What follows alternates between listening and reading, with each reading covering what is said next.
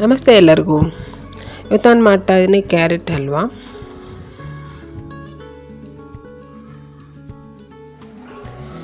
Carrot halwa ಮಾಡೋದಕ್ಕೆ fresh ಆಗಿರುವಂಥ carrot ನಾನು ಒಂದು ಅರ್ಧ ಕೆ ಜಿ ತೊಗೊಂಡಿದ್ದೀನಿ. ಚೆನ್ನಾಗಿ ತೊಳೆದ್ಬಿಟ್ಟು ಮೇಲೆ ಸಿಪ್ಪೆ ತೆಗೆದಿದ್ದೀನಿ. ಇದ್ರ ಜೊತೆಗೆ ಒಂದು ಚಿಕ್ಕ ತುಂಡು ಬೀಟ್ರೋಟ್ ನಾನು ತೊಗೊಂಡಿದ್ದೀನಿ. ಇದು ಬೇಕಿದ್ದರೆ ತೊಗೋಬೋದು, ಇಲ್ಲಾಂದರೆ ಬೇಡ. ಬೀಟ್ರೋಟು ನಾನು ಒಳ್ಳೆ ಕಲರ್ ಬರಲಿ ಅನ್ನೋದಕ್ಕೋಸ್ಕರ ಒಂದು ಚಿಕ್ಕ ತುಂಡನ್ನು ನಾನು ತೊಗೊಂಡಿದ್ದೀನಿ. ಈಗ ಇದೆಷ್ಟನ್ನು ತುರಿದು ಇಟ್ಕೋಬೇಕು.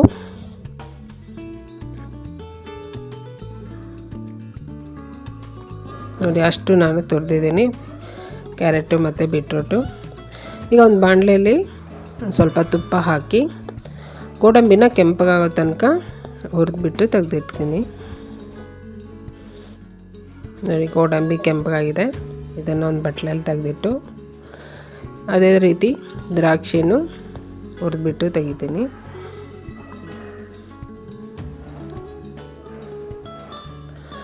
ದ್ರಾಕ್ಷಿ ಗೋಡಂಬಿ ಹುರಿದು ಆಯಿತು. ಈ ರೀತಿ ಒಂದು ಬಟ್ಲಲ್ಲಿ ತೆಗೆದಿಟ್ಟಿದ್ದೀನಿ. ಈಗ ಅದೇ ಬಾಣಲಿಗೆ ತುರಿದಿರೋ ಅಂಥ ಕ್ಯಾರೆಟು ಮತ್ತು ಬೀಟ್ರೋಟು ಹಾಕ್ತಾಯಿದ್ದೀನಿ. ಇದ್ರ ಜೊತೆಗೆ ಒಂದು ಸ್ವಲ್ಪ ಹಾಲು ಮತ್ತು ಸ್ವಲ್ಪ ನೀರನ್ನು ಹಾಕಬೇಕು. ಒಂದು ಅಳತೆ ಇಷ್ಟೇ ಹಾಕಬೇಕು ಅಂತ ಇಲ್ಲ. ಒಂದು ದೊಡ್ಡ ಲೋಟದಲ್ಲಿ ಒಂದು ಅರ್ಧ ಲೋಟ ಹಾಲು ಮತ್ತು ಅರ್ಧ ಲೋಟ ನೀರು ನಾನು ಹಾಕಿದ್ದೀನಿ. ಹೆಚ್ಚು ಕಮ್ಮಿ ಹಾಕ್ಬೋದು. ಈಗ ಇದನ್ನು ಹೈ ಫ್ಲೇಮಲ್ಲಿ ಇಟ್ಟು ಜೋರಾಗಿ ಕುದಿ ಬರೋದಕ್ಕೆ ಬಿಡ್ತೀನಿ. ಚೆನ್ನಾಗಿ ಬೇಯಬೇಕು. ನೋಡಿ, ಈಗ ಚೆನ್ನಾಗಿ ಕುದೀತಾ ಇದೆ ಅಲ್ಲ. ಈಗ ಒಂದ್ಸಲ ಮಿಕ್ಸ್ ಮಾಡಿಬಿಟ್ಟು ಇಲ್ಲಿಂದ ಮತ್ತೆ ಕೊನೆಯವರೆಗೂ ಸ್ಟವ್ನ ಲೋ ಫ್ಲೇಮಲ್ಲಿ ಇಟ್ಬಿಟ್ಟೆ ಬೇಯಿಸಬೇಕು. ಹಲ್ವಾ ಚೆನ್ನಾಗಾಗಬೇಕಂದ್ರೆ ಲೋ ಫ್ಲೇಮಲ್ಲಿ ನಿಧಾನವಾಗಿ ಬೇಯಿಸಬೇಕು. ಒಂದು ಅರ್ಧ ಮುಕ್ಕಾಲು ಗಂಟೆ ಹಿಡಿಯುತ್ತೆ ಇದು ಚೆನ್ನಾಗಾಗೋದಕ್ಕೆ. ನೀವು ಕುಕ್ಕರಲ್ಲಿ ಬೇಕಾದ್ರೂ ಮಾಡ್ಬೋದು, ಆದರೆ ಕುಕ್ಕರಲ್ಲಿ ಈ ರೀತಿ ರುಚಿ ಬರೋದಿಲ್ಲ.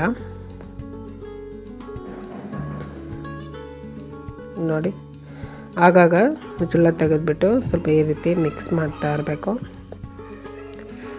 ಒಂದು 10 ನಿಮಿಷ ಇದನ್ನು ಲೋ ಫ್ಲೇಮಲ್ಲಿ ಬೇಯಿಸಿದ ಮೇಲೆ ನಾನು ಬೆಲ್ಲ ಹಾಕ್ತಾಯಿದ್ದೀನಿ. ಬೆಲ್ಲ ಒಂದು 1/4 ಕೆ ಜಿ ಹಾಕಿದ್ದೀನಿ.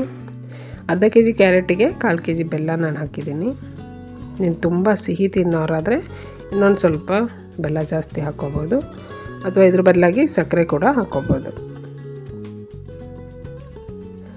ಈಗ ಬೆಲ್ಲ ಹಾಕಿ ಮಿಕ್ಸ್ ಮಾಡಿ ಮತ್ತು ಇದನ್ನು ಮುಚ್ಚಳ ಮುಚ್ಚಿ ಬೇಯೋದಕ್ಕೆ ಬಿಟ್ಟಿದ್ದೀನಿ. ನೋಡಿ, ಈಗ ಈ ರೀತಿಯಾಗಿದೆ. ಆಗಾಗ ಮುಚ್ಚಳ ತೆಗ್ದು ಮಿಕ್ಸ್ ಮಾಡ್ತಾ ಇರಬೇಕು. ಈಗ ನೋಡಿ, ಇನ್ನೂ ಇಷ್ಟು ನೀರಿದೆ.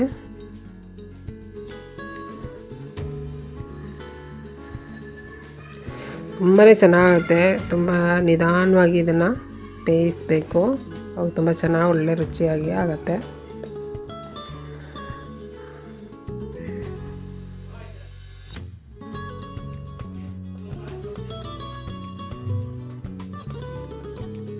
ಈಗ 1-2 ಸ್ಪೂನು ತುಪ್ಪ ಹಾಕಿದ್ದೀನಿ.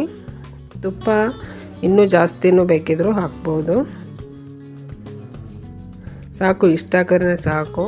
2 ದೊಡ್ಡ ಸ್ಪೂನಲ್ಲಿ ತುಪ್ಪ ಹಾಕಿದ್ದೀನಿ. ಇದನ್ನು ಸರಿಯಾಗಿ ಮಿಕ್ಸ್ ಮಾಡಬೇಕು. ಈಗ 1-2 ಟೇಬಲ್ ಸ್ಪೂನಷ್ಟು ಹಾಲಿನ ಪುಡಿ ಹಾಕ್ತಾಯಿದ್ದೀನಿ. ಮಿಲ್ಕ್ ಪೌಡರ್ ಹಾಕಿ ಇದನ್ನು ಸರಿಯಾಗಿ ಮಿಕ್ಸ್ ಮಾಡಬೇಕು.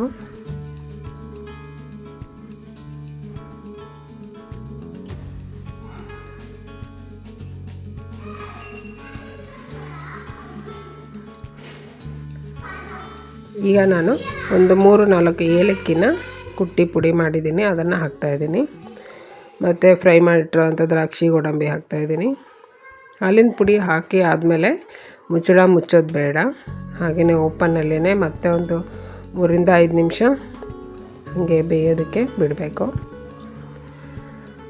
ಪೂರ್ತಿ ನೀರು ಕಮ್ಮಿ ಆದಮೇಲೆ ಹಾಲಿನ ಪುಡಿ ಹಾಕಿ, ತುಪ್ಪ ಹಾಕಿ, ಹಾಲಿನ ಪುಡಿ ಹಾಕಿ, ಏಲಕ್ಕಿ ಪುಡಿ ಹಾಕಿ, ಫ್ರೈ ಮಾಡಿರೋಂಥ ದ್ರಾಕ್ಷಿ ಗೋಡಂಬಿ ಹಾಕಿ ಮತ್ತು ಒಂದು ಸ್ವಲ್ಪ ಹಂಗೆ ಓಪನಲ್ಲೇ ಇಟ್ಟು ಮುಚ್ಚಿದ್ದೇನೆ. ಮತ್ತೊಂದು 5 ನಿಮಿಷ ನೋಡಿ ಈ ರೀತಿ ಮತ್ತೊಂದು 5 ನಿಮಿಷ ಬೇಯಿಸಿದ ಮೇಲೆ ಕ್ಯಾರೆಟ್ ಹಲ್ವಾ ಸೂಪರಾಗಿ ರೆಡಿ ಇದೆ. ಬಿಸಿ ಬಿಸಿಯಾಗಿ ಬೇಕಾದ್ರೂ ತಿನ್ಬೋದು, ತಣ್ಣಗೆ ಮಾಡ್ಕೊಂಡಾದರೂ ತಿನ್ಬೋದು. ನನ್ನ ವಿಡಿಯೋ ಇಷ್ಟ ಆದರೆ ಲೈಕ್ ಮಾಡಿ, ಶೇರ್ ಮಾಡಿ, ಸಬ್ಸ್ಕ್ರೈಬ್ ಮಾಡಿ. Thank you.